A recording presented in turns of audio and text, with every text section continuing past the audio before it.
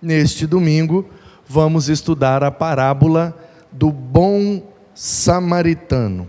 Então, abra aí ou acesse aí a sua Bíblia, Lucas capítulo 10, a partir do versículo 25, que diz assim, a Bíblia Sagrada: Eis que certo homem, intérprete da lei, se levantou com o objetivo de pôr Jesus à prova e lhe perguntou: Mestre, que farei para herdar a vida eterna? Então note bem, logo no início desse texto, nós já temos o contexto, ou seja, onde, como e por que aconteceu essa história de Jesus ter contado essa parábola. E então o contexto está na primeira frase: um certo homem, intérprete da lei, ou seja, um líder dos judeus, um líder numa determinada sinagoga. Quem sabe talvez ele fosse um rabi, um mestre numa sinagoga. Quem sabe talvez ele fosse um rosh, ou um cabeça, um líder de uma determinada sinagoga, ou talvez até no templo em Jerusalém. O fato é que esse homem não era um ímpio. Aliás, ímpio ele até poderia ser, porque só Deus conhece quem era de fato esse homem. Mas ele não era incrédulo. E aproveito logo aqui no início para lembrar e frisar a você a diferença que existe entre ímpio e incrédulo. Incrédulo é aquele que não crê. No nosso contexto, não crê em Deus. Incrédulo. Agora, tem os ímpios, que praticam a impiedade, que vivem de maneira errônea, corrupta, depravada, lesando, causando males a outras pessoas. Então, uma coisa é quando há incredulidade, outra coisa é quando há impiedade, ok? O cara pode ser incrédulo e ímpio, mas ele pode ser crédulo, crente e ímpio também. Eu acredito em Deus, mas vivo como se não acreditasse.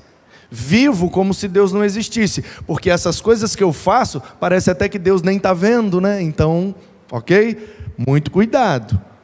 Tem gente que é incrédula e pode ser piedosa. Olha que paradoxo legal, porque não acredita em Deus, mas vive de maneira correta, sem causar males e sem praticar impiedades. Então dá para ser incrédulo piedoso, dá para ser crente ímpio, dá para ser incrédulo ímpio, e aí você pode montar a configuração que você quiser.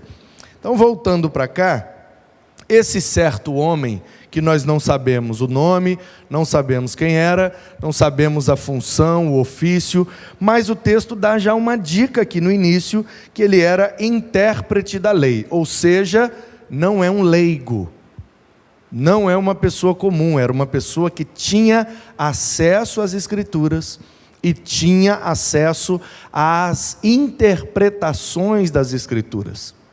Então, ele era muito provavelmente um líder dos judeus ali naqueles dias. E esse líder foi, como diz o próprio texto, registrado de maneira cirúrgica pelo médico Lucas.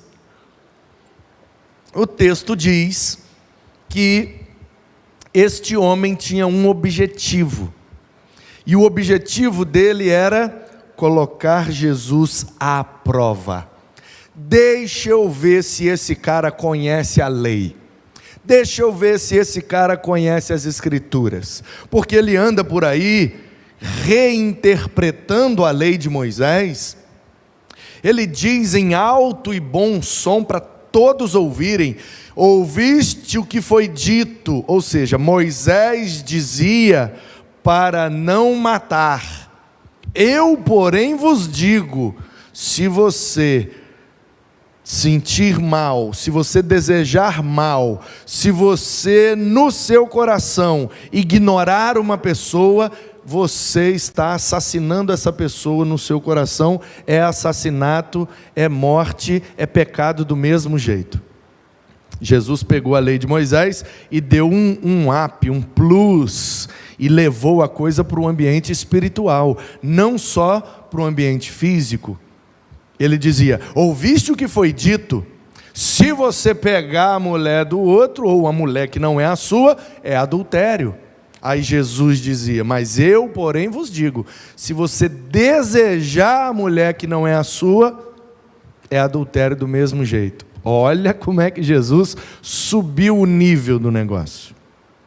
Então, isso causava uma série de complicações para esses líderes, para esses mestres, para os sacerdotes, para os rabinos, para os líderes judeus daquele tempo, porque Jesus vinha com uma proposta de interpretação e de prática da lei completamente diferente do que se vivia até aquele momento. Por isso, ele diz, o Evangelho em várias ocasiões, por isso as multidões se maravilhavam do seu ensino, porque Jesus levava a coisa sempre para o âmbito espiritual e mais importante. E para resumir isso, ele dizia para essa turma a célebre frase: vocês estão coando um mosquito e estão engolindo um camelo. Eita, forte, hein? Então já temos aqui o contexto e o propósito. Qual o contexto? Jesus estava andando e foi interpelado por um certo homem, que era líder dos judeus. Esse é o contexto. Qual o propósito? O homem queria ver se Jesus conhecia a lei de verdade, colocá-lo à prova. Deixa eu ver se esse cara realmente é um mestre. Deixa eu ver se ele entende mesmo da lei de Moisés. Ô mestre, olha como é que ele chama Jesus de mestre, hein? Não sei se numa ironia ou num respeito, não sabemos, mas o fato é que ele chama Jesus de mestre e faz essa pergunta: que farei para herdar a vida eterna? E é uma pergunta, diga-se de passagem, é uma pergunta muito crucial na vida do ser humano. Talvez seja a melhor pergunta que um ser humano pode fazer. O que é que eu faço para viver eternamente? Porque sabemos que esta vida carnal, terrena, não passa de 100. Se passar, pouca coisa. Na grande maioria dos casos, não passa de 70, de 80, assim diz a Bíblia, e de fato é assim nos nossos dias. Então, essa vida é curta, essa vida é cheia de desafios, de problemas, de dificuldades. Portanto, temos, como seres humanos, a necessidade de ter uma vida com mais qualidade. E também uma vida que não termina. Porque é muito bom viver. Então a gente quer viver para sempre. Mas viver para sempre neste mundo, com injustiças, opressões, maldades, corrupções e tantas coisas ruins, talvez fosse até um castigo. Isso me faz lembrar de um filme. Talvez você também se lembre de um filme chamado A Espera de um Milagre. Lembra desse filme? O ator principal é o Tom Hanks. Ele faz, seu personagem é um policial, na verdade, é um policial penitenciário.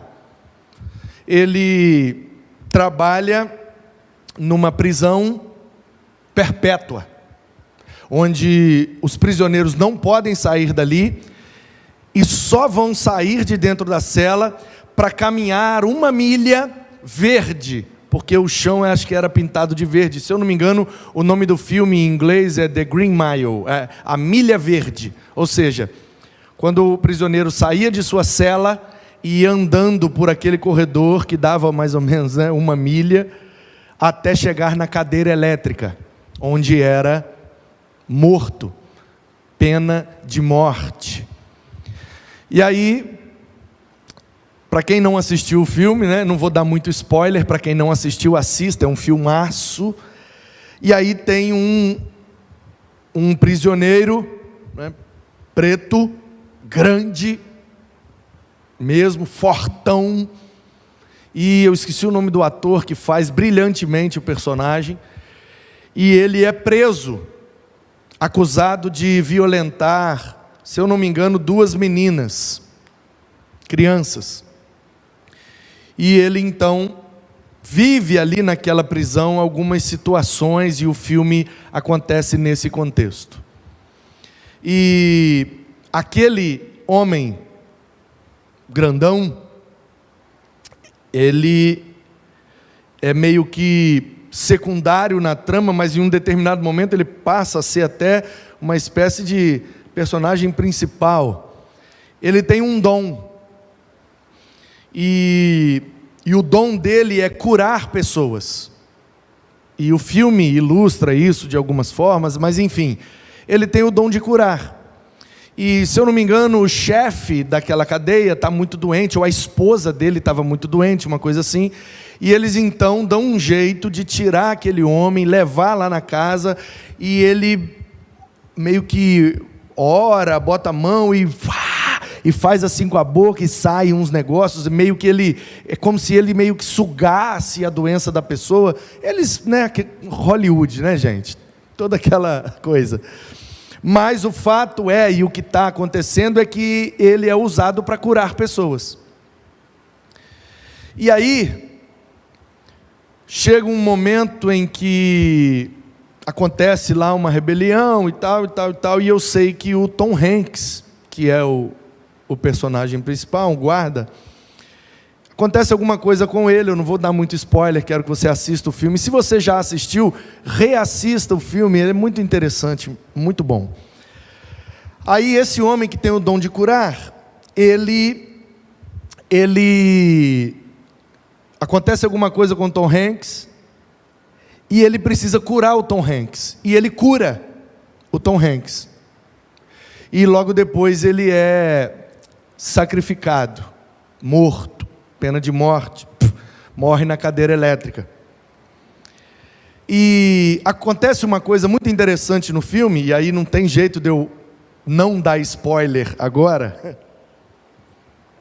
Spoiler, para quem está ouvindo e não sabe o que eu estou falando, na linguagem aí da molecada, da internet, spoiler é quando você conta coisas do filme para quem ainda não assistiu o filme, ou a série, ou o desenho, seja lá o que for.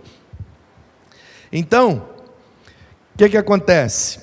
No final, aparece e fica nítido pela narrativa, que todas as pessoas que aquele homem curou, elas ganharam uma sobrevida. Elas não somente foram curadas daquela enfermidade específica, como também viveram por um período muito maior do que o normal. E aí o Tom Hanks, que foi curado, ele vive bastante tempo. Eu não quero falar e também não lembro exatamente, mas assim, coisa de, quase 200 anos, 300 anos, uma coisa assim. Vive muito além do normal. E aí, no final do filme, e tem um ratinho também, tem um ratinho no filme, que é meio que um ratinho lá, que vive lá na cadeia, e um outro prisioneiro, que é o vilão da história, parece que mata esse ratinho, mas o ratinho era muito querido por um outro personagem, era meio que o animal de estimação de um outro personagem que era meio assim, problemas mentais. E o cara que cura, o grandão, ele também cura o ratinho. E no final do filme mostra o Tom Hanks bem idoso e mostra o ratinho também. Depois de muitos e muitos anos o ratinho ainda estava vivo.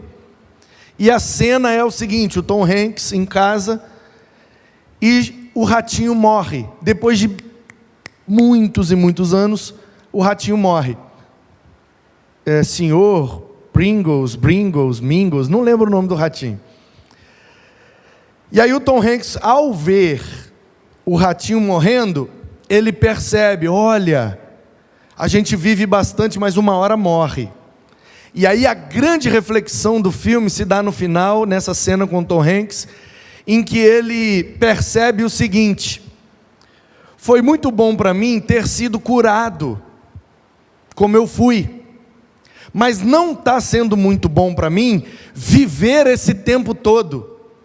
E aí talvez você que está assistindo agora pense: por que não é bom viver muito tempo aqui nessa terra?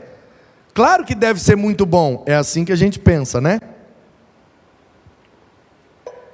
Pois é, mas a reflexão do filme é a seguinte: o Tom Hanks viveu tanto que ele fez o sepultamento da sua esposa, fez o sepultamento dos seus filhos, das suas noras, dos seus netos, e ele foi sepultando um monte de gente, e ele foi ficando vivo, e foi sepultando os amigos, sepultando os familiares, e no final das contas ele se deu conta de que não adianta viver muito se não vivermos com os nossos, e se não vivermos tendo qualidade total de vida.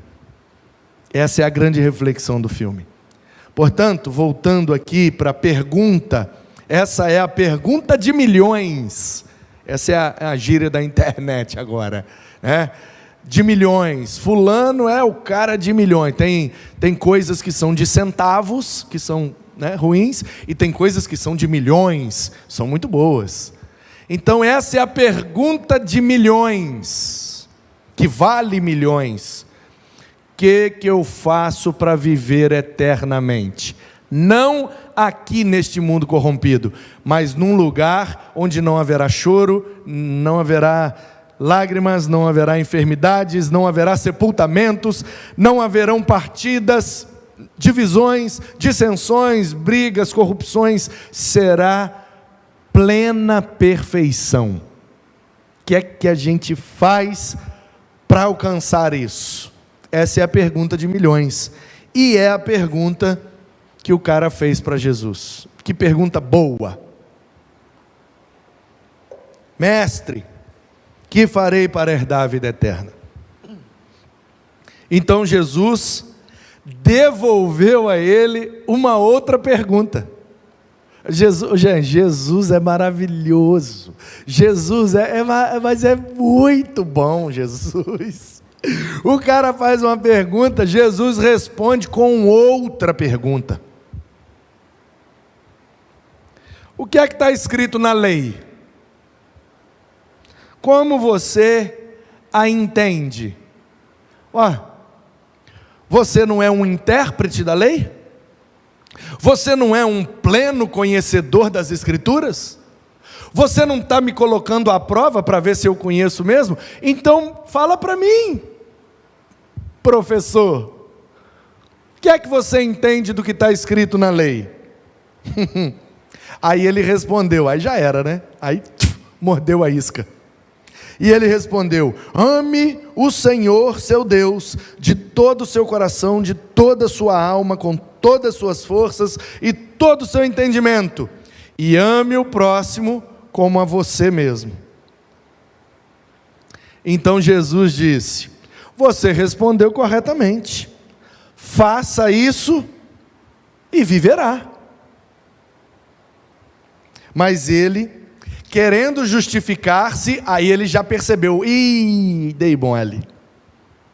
Dei mole demais. Aí ele querendo justificar, já percebendo que ele tinha dado mole, aí ele perguntou para Jesus: mas quem é o meu próximo? Eu sei que eu tenho que amar a Deus acima de tudo, e o próximo como se fosse eu mesmo.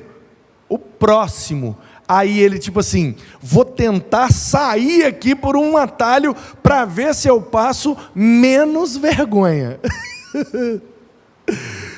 Quem é o meu próximo? Aí Jesus, o mestre dos mestres, propõe àquele homem esta parábola. Ah, você não sabe quem é o seu próximo? Nossa, um intérprete da lei, um líder judeu, não sabe quem é o próximo? Olha ao seu redor, não tem ninguém próximo de você, meu querido? Você vive sozinho aqui na Judéia? Ou sei lá, onde é que se passou essa história, gente? Não sei se dá para saber não, viu?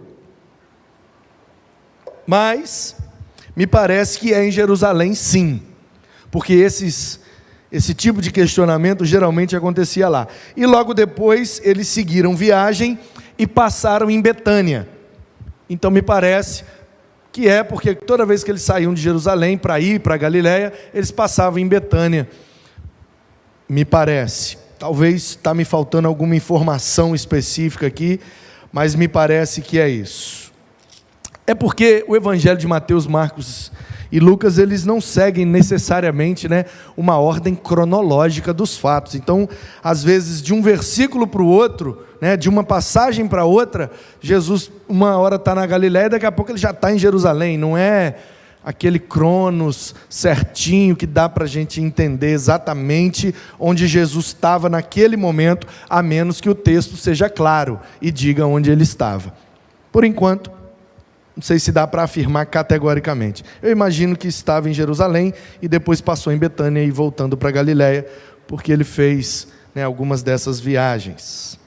Então veja bem, vamos recapitular aqui, porque o grande segredo para interpretar essa parábola é entender o que nós lemos até agora. Se a gente ignorar essa introdução, a gente não interpreta corretamente essa parábola. O segredo está aqui. Então, qual é o contexto? Jesus estava, provavelmente, em Jerusalém ou arredores. Um certo homem, líder dos judeus, intérprete das Escrituras, veio saber se Jesus sabia mesmo de Bíblia. E falou: como é que eu faço para herdar a vida eterna? Aí Jesus respondeu com outra pergunta: você conhece a Escritura? Aí o cara: eu conheço, claro, eu sou intérprete. O que é que está escrito lá? Não, que eu tenho que amar a Deus acima de tudo e amar o próximo como se fosse eu mesmo. Então, faz isso e está tudo resolvido. Aí o cara percebeu que ele tinha se colocado numa enrascada, numa situação ali complexa, ele tentou sair e aí devolve a pergunta para Jesus: quem é o meu próximo? Como se ele não soubesse, gente? Como se o nosso próximo não fossem todos aqueles que estão próximos a nós. Todo mundo que tem contato com a gente é o nosso próximo.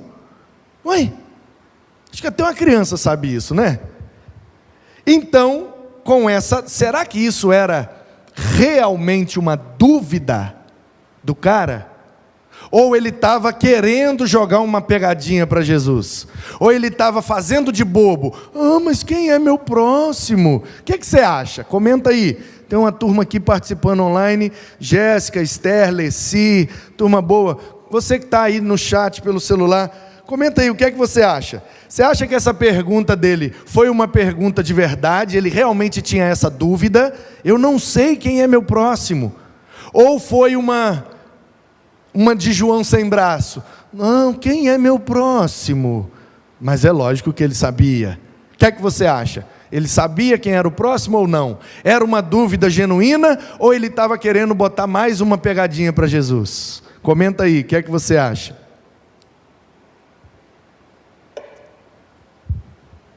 Então, enquanto você vai comentando aí, a parábola diz o seguinte: um homem descia de Jerusalém para Jericó.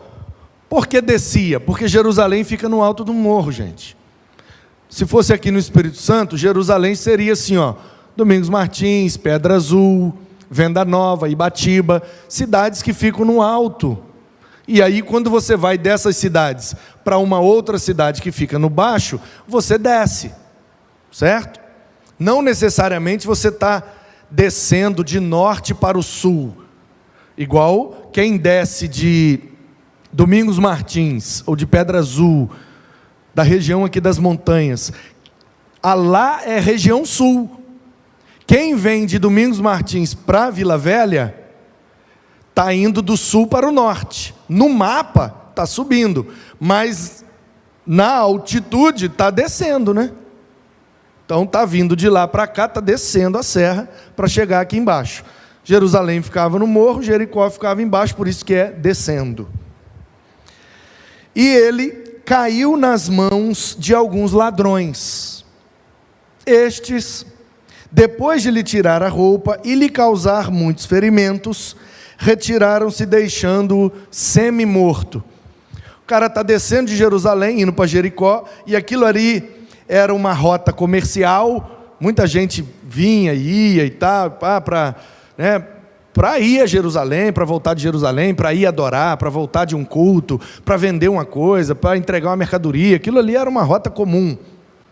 Então os caras usavam aquilo ali de vez em quando para assaltar, para roubar, fazer mal às pessoas, para serem ímpios.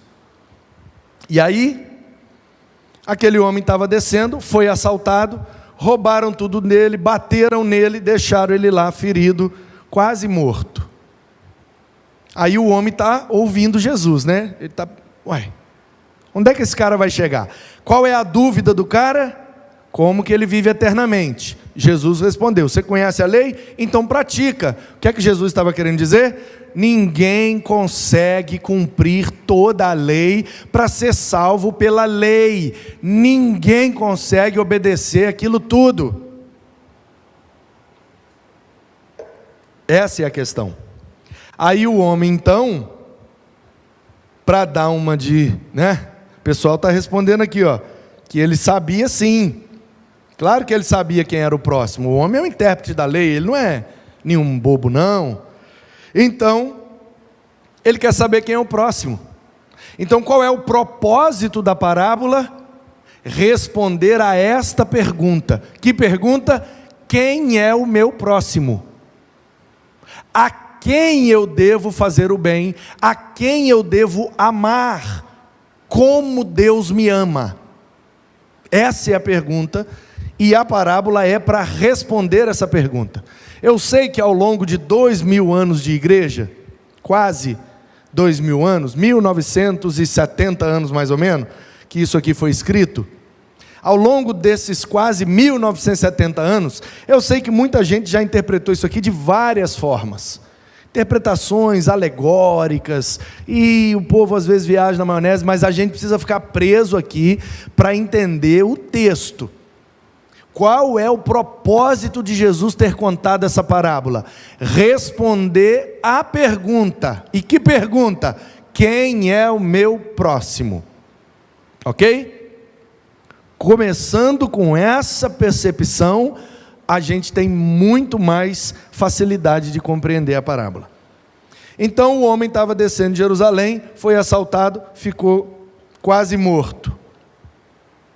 De repente, vinha um sacerdote, saiu do culto em Jerusalém, ou estava indo visitar alguém, ou estava indo para casa, talvez ele não morasse em Jerusalém, ele está indo pelo mesmo caminho, um sacerdote, passando ali, viu o homem caído no chão, quase morto, e diz o texto, passou longe, e foi embora, o sacerdote não fez nada.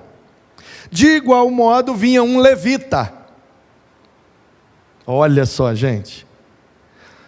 Na verdade, não sei se você já reparou isso aqui, mas esses dois homens que Jesus insere aqui nessa parábola, Os dois são levitas.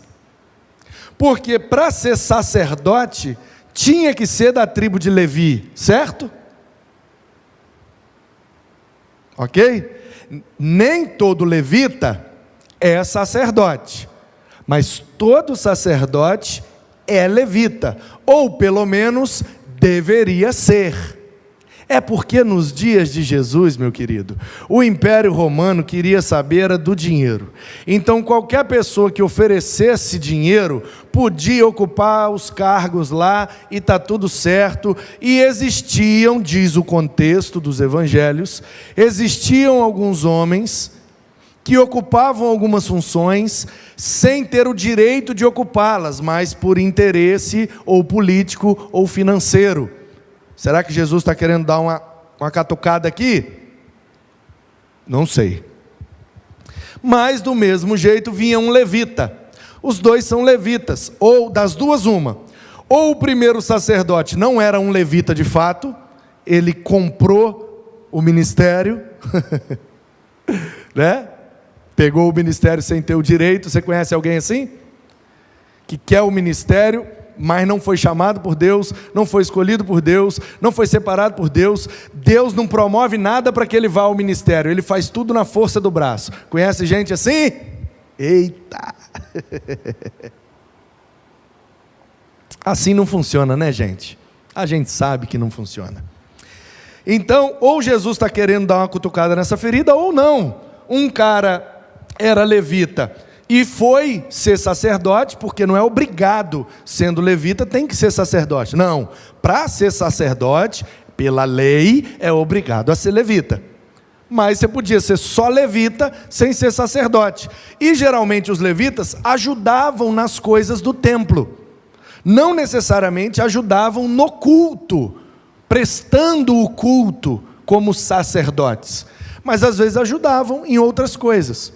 Então não sei se ele era um levita que ajudava no templo, não sei se ele era só um descendente de Levi, que estava em Jerusalém e de repente está indo embora para casa, ou está indo fazer alguma coisa, não sei. O fato é que ele era um levita. Ou seja, o que é que Jesus está querendo denunciar aqui? Se é sacerdote, está lá no templo, toda semana, conhece a palavra, conhece o Deus da palavra, sabe o que tem que fazer, porque a lei manda fazer, mas ele passou pelo homem caído e não fez. O levita, a mesma coisa. Jesus está pegando os dois caras, porque já que esse homem é um intérprete da lei, Jesus, né, ele bate, mas ele bate colocado. Jesus, talvez, me parece, não está querendo ser muito direto com o cara. Se ele quisesse ser direto, ele dava logo uma pancada, respondia a pergunta, e vai crer em Deus, vai consertar sua vida, e vai casar sua turma, porque negócio de vida eterna, você está querendo me pôr à prova, eu sei qual é a sua intenção, e dava logo uma resposta final, e largava o homem objetivo, claro, Jesus não queria fazer isso. Por que eu sei que ele não queria? Porque ele conta uma parábola. Quem conta uma parábola está querendo exortar, mas está querendo exortar, no macete, na manha, entendeu? Então, Jesus coloca o sacerdote e o levita para mostrar para o cara, não basta conhecer as letras do livro, é preciso viver as palavras, viver conforme as orientações do livro. Nem o sacerdote, nem o levita praticaram a lei. Conhece a lei, mas não pratica. É isso que Jesus quer mostrar para aquele intérprete. E aí, agora Jesus fecha com chave de ouro. Um certo samaritano, por que é que o terceiro personagem aqui, aliás o quarto, né? O primeiro personagem é o principal, o cara que está caído lá, o sacerdote, o levita e agora o samaritano. Por que é que Jesus bota o samaritano? E por que é que eu concluo que essa parábola, essa história, foi vivida em Jerusalém ou nos arredores? Porque Jesus usa Jerusalém na história e usa o samaritano. E quem é que tem problema de relacionamento com os samaritanos? Os judeus. Então é muito provável que isso aconteceu em Jerusalém. E esse cara intérprete da lei, era um judeu, era um líder que conhecia a letra do livro, mas não vivia as orientações do livro. Aí Jesus acaba de fechar o caixão, né? O homem, tadinho, já está lá diminuído, já tirando o cartão para passar a vergonha, né? Pegando o cartão para passar a vergonha. Não sei se ele passou essa vergonha no crédito ou no débito, mas que passou, passou. Aí Jesus, que já estava espremendo o homem, agora acaba de puxar a corda e fala assim: de repente vinha um samaritano. Aí eu fico imaginando um judeu, intérprete da lei, ouvindo a palavra samaritano e já se remoendo por dentro. Aí Jesus fala: pois é, mas foi o samaritano que vocês não gostam, que vocês acham que é ímpio, que vocês acham que é incrédulo, que estão desviados da fé. Porque quem são os samaritanos? Que se misturaram com os outros povos, eles eram também descendentes de Jacó, de Israel, mas se misturaram quando a Assíria invadiu o norte. Aquelas 10 tribos acabaram, nunca mais voltaram a se reorganizar, como os judeus se reorganizaram depois do exílio da Babilônia. Então os judeus acham assim: nós reconstruímos, o povo do norte não reconstruiu, eles são desviados, eles praticaram idolatria, Samaria foi lugar de idolatria, os reis do norte, os 19, não obedeceram a Deus, então o judeu se acha melhor que o samaritano. E toda a questão aqui gira em torno do preconceito que eles tinham contra Jesus. Por isso que o cara veio colocá-lo à prova. De onde é Jesus, gente? Jesus é de Nazaré. Onde fica Nazaré? Nazaré fica na Galileia. Judeia é o sul, embaixo. Samaria está no meio. Galileia está lá em cima. Nazaré é uma cidadezinha, mal vista, lá da Galileia, que é chamada de Galileia dos gentios, nem crente eles são. Então a lógica era mais ou menos assim: o judeu é crente, na ótica deles, né? O samaritano é o desviado, o gentio, o galileu, nem conhece Deus, é incrédulo, é ímpio, sabem nada de Deus. Aí Jesus vem da Galileia, Jesus vem de Nazaré. Por isso que quando ele chegou em Jerusalém a primeira vez, o cara perguntou: pode vir alguma coisa boa de Nazaré? É. E aí Jesus coloca o samaritano na história, porque o samaritano representa para o judeu um cara que está desviado, que não presta, que não vale nada. E Jesus estava sendo julgado dessa forma. Então ele diz: foi o samaritano, aquele que vocês têm preconceito, que vocês não se relacionam, que vocês não cumprem a lei na prática, porque a lei não mandou vocês odiarem nem os inimigos, quanto mais os parentes, porque os samaritanos são parentes, descendentes de Israel, ainda moram ali. Então, gente, Jesus diz que o samaritano veio, compadeceu-se do cara, fez curativo nas feridas do cara, botou óleo e vinho para esterilizar, como se fosse álcool, né? Alguma coisa assim para esterilizar as feridas, e o óleo fazia o papel das pomadas no mundo antigo, não tinha pomada, então esterilizava, não tinha álcool, não tinha, né? Como é que é esse negócio que eles usam no hospital aí? Cloroforme, éter, sei lá, negócio de iodo lá, coisa que eles usam para limpar os machucados. Então ele jogava vinho, matava ali as bactérias e passava um óleozinho para manter hidratado e ter uma cicatrização melhor e mais rápido. O cara cuidou do homem, depois pegou o homem, jogou em cima do seu animal, levou para uma pousada e botou o homem lá. No dia seguinte separou 2 denários e entregou o dono da pousada e disse: cuide deste homem, e se você gastar algo a mais do que esses 2 denários, na volta eu te reembolso, eu pago tudo que você gastar com ele. E aí Jesus voltou a perguntar para o intérprete da lei: qual desses três parece ter sido o próximo do homem que caiu nas mãos do ladrão, ou dos ladrões?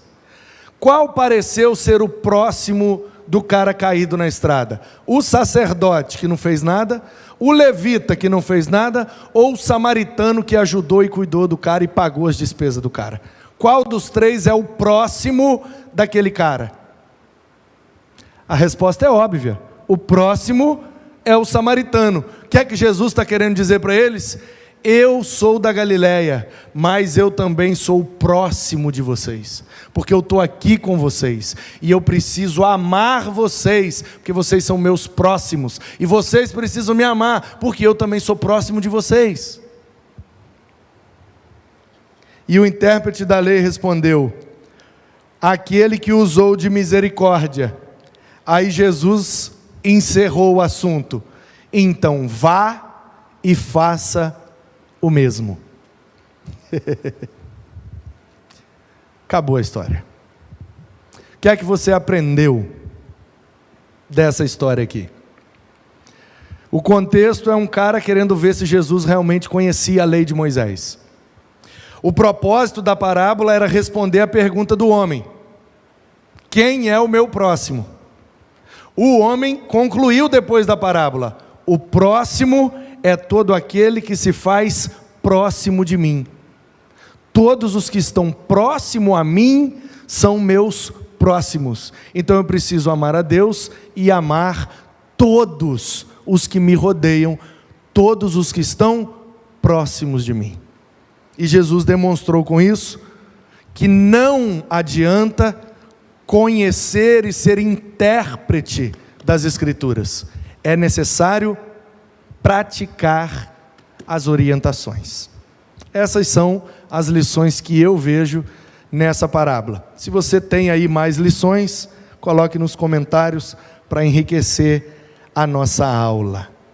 Obrigado a Jéssica, Esther, Leci, que estão participando aí. A Jéssica disse que foi uma boa analogia mesmo. A irmã Esther falou que o homem sabia sim quem era o próximo, ele só quis fazer de bobo. E a Leci disse: com certeza sabia sim, apenas tentando fazer com que Jesus não tivesse condições de explicar. Muito obrigado pelas suas participações. Espero que você tenha aprendido e que a principal lição dessa parábola possa ecoar na nossa vida daqui até a eternidade. Que a gente possa amar a Deus acima de tudo e amar as pessoas que estão próximas de nós, como se fossem nós mesmos. Só que, para encerrar, em João capítulo 15, Jesus vira para os discípulos e diz: olha, eu vou dar um novo mandamento para vocês. E o meu mandamento é esse: que vocês amem-se uns aos outros como eu amei vocês. Então, ouviste o que foi dito? A lei de Moisés dizia: ame a Deus acima de tudo e o próximo como se fosse você mesmo. Se você pratica essa, está certo? Está certo, ótimo, excelente. Só que tem gente que não se ama. Claro, tem gente que tira a própria vida. Tem gente que fica com raiva de si mesmo. Acontece, crises existenciais. Então, prevendo esse tipo de situação, porque se eu não me amo, o que é que diz a lei? Eu tenho que amar o outro como se fosse eu. Se eu não me amo, então eu tenho o direito de não amar o outro. Se eu me corto, eu tenho o direito de cortar o outro. A lei dá margem para esse tipo de pensamento. É claro que para pensar isso, tem que estar bem mal das ideias, mas pode acontecer. Aí o que é que Jesus: ouviste o que foi dito? Eu, porém, vos digo. Esse é o mandamento de Moisés. O meu mandamento é este: porque até aqueles que não se amam, não têm o direito de não amar o outro. Mas como, Jesus, que isso vai acontecer? Ame o outro como eu amei você. E Jesus amou a todos. Ele morreu naquela cruz por causa dos pecados de todos. Deus amou o mundo de tal maneira que deu o seu Filho, para que todo aquele que nele crê não pereça, mas tenha a vida eterna. Jesus te ama, que você ame as pessoas como Ele amou você. Deus te abençoe, até a próxima aula.